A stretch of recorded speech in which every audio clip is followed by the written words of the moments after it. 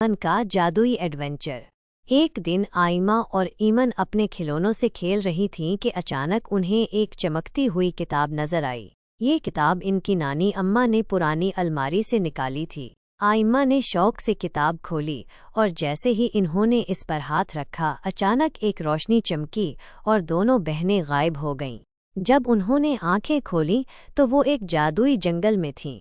वहाँ हर चीज़ चमक रही थी, तितलियां बातें कर रही थीं और दरख्त झुककर सलाम कर रहे थे। अचानक एक नन्हा सा खरगोश उनके सामने आया और बोला, मुझे मदद की ज़रूरत है।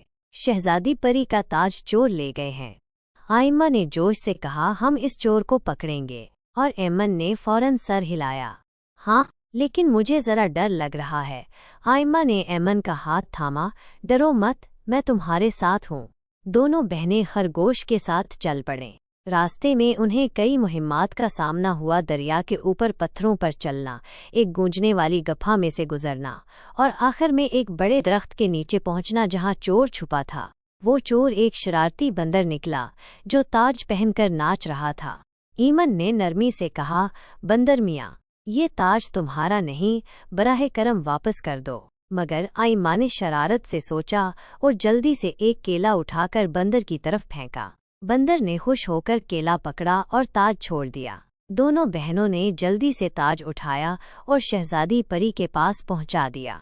शहजादी परी बहुत खुश हुई और बोली, तुम दोनों ने मिलकर काम किया, एक बहादुर थी और एक समझदार। उसके बदले में मैं तुम्हें घर वापस भेज रही हूँ।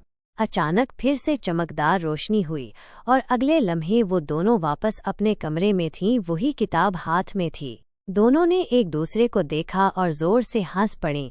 क्या ये ख्वाब था या हकीकत? और फिर वही हवा, दोनों में बहस शुरू हो गई। एक कह रही थी ये ख्वाब था और दूसरी कह रही थी ये जादू था। पूरा घर फिर से गूंजने लगा, लेकिन एक बात तय थी, आइमा और ईमन हमेशा साथ थीं, एक दूसरे के लिए हर मुश्किल में। ये कहानी सिर्फ तफरीह के लिए थी और इसका मकसद किसी को तकलीफ पहुंचाना नहीं है।